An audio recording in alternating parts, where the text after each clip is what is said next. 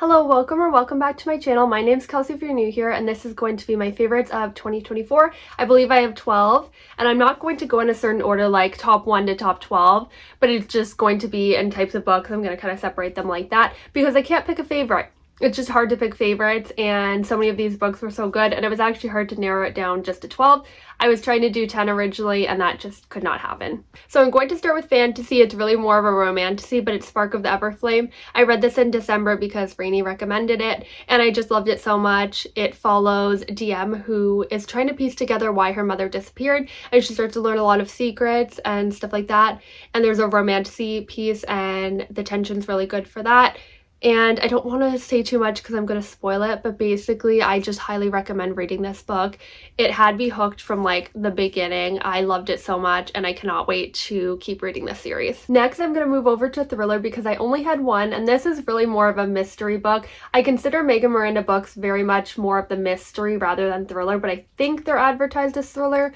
But I really love this book. I love all of Megan Miranda's books. It's never like a miss for me. But this one specifically is my favorite. I highly recommend listening on audio. The audio just is really engaging, and I read it and listened to it at the same time. It was just so good. This follows Hazel, who comes back to her hometown after her dad, who's a detective in the town, Mirror Lake, in North Carolina.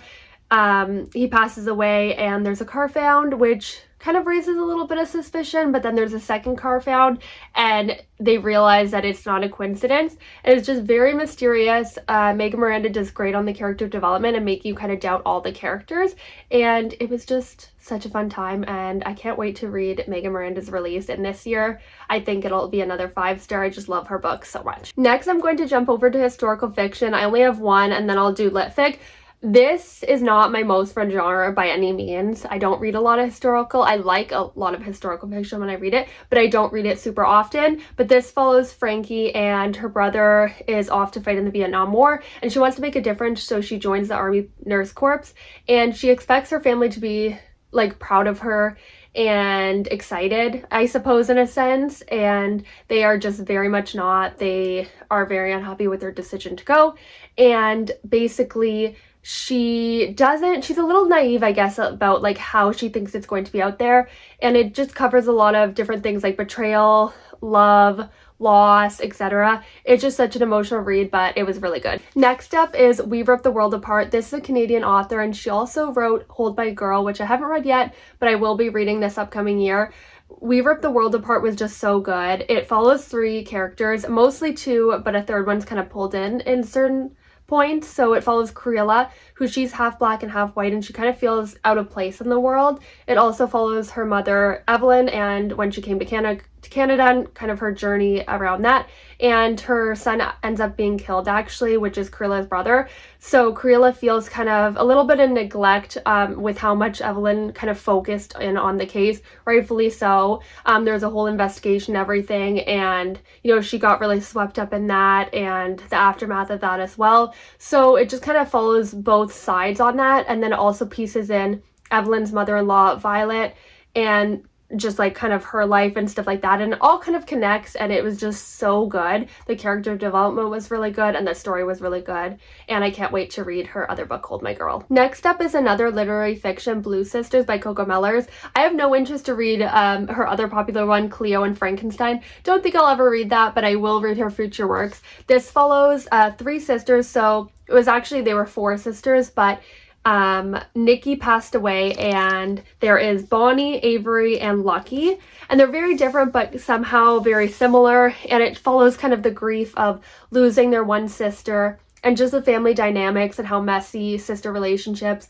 can be. And I just thought it was really, really good. There were so many good quotes in this, and I just really love this book so much. I love sister books, so I'm not surprised that I loved it, but I just had such a good time with this book, and I highly recommend it. Next, we're going to jump over to romance, and I have a lot of romance favorites, which isn't shocking because I read mostly romance for the first 6 months of the year. So first off, to start off, which I have a hard time calling this romance because of how toxic the relationship is, but anyway, Magnolia Parks Into the Dark. Magnolia, we got so much more of her point of view and her feelings, and it was just so good. For anyone who doesn't know what Magnolia Parks is about, and Daisy Hates is kind of like an interconnected separate but together series, in my opinion.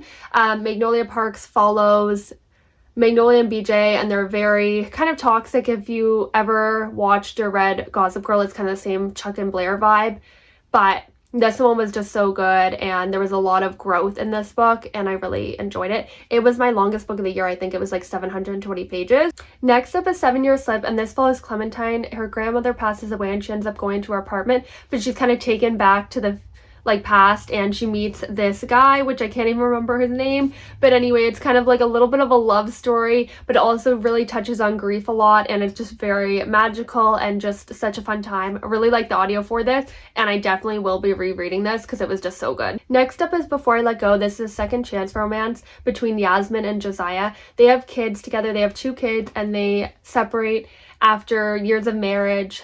They've gone through a little bit of trauma and loss, and they just don't see eye to eye anymore. But they do reconnect, and this book is just so good. I have never seen a second chance romance done this well. It's just so good. So many cute and heartbreaking moments in this book, and it just all comes together. I love Kennedy Ryan's books. She doesn't make characters very surface level. They're very, and you know, there's a lot of depth to them, and I really, really just highly recommend her books so much.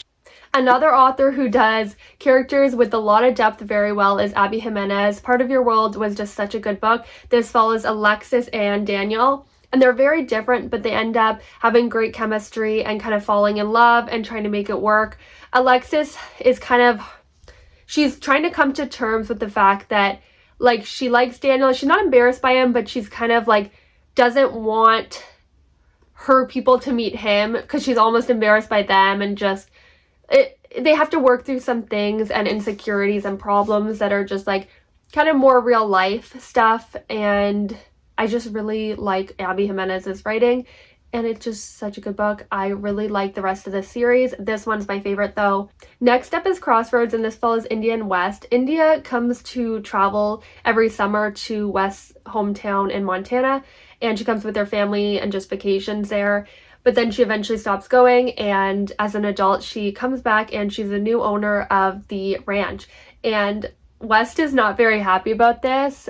He doesn't understand the reasons why this had to be done, basically. But they have to work together, and they just have a lot of banter back and forth. Lots of good banter, honestly. The banter is so good in this book, and I just love it. Honestly, I cannot recommend this book enough. It's very short, but very good, and I just can't wait to read the next book in the series. It came out in like October, and I still haven't read it.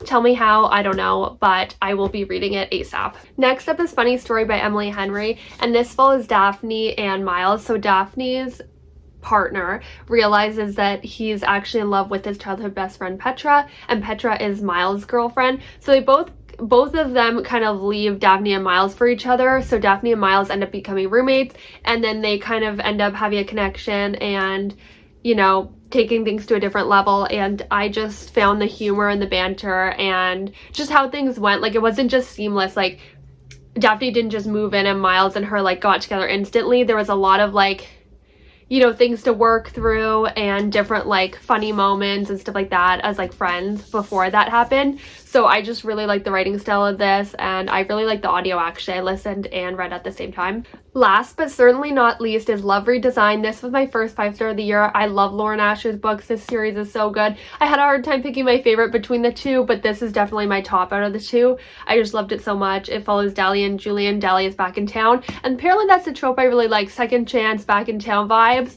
And they basically do not get along, but they kind of have to get along for the sake of, you know, a project they're working on, and just the banter is really good, and I just had a fun time.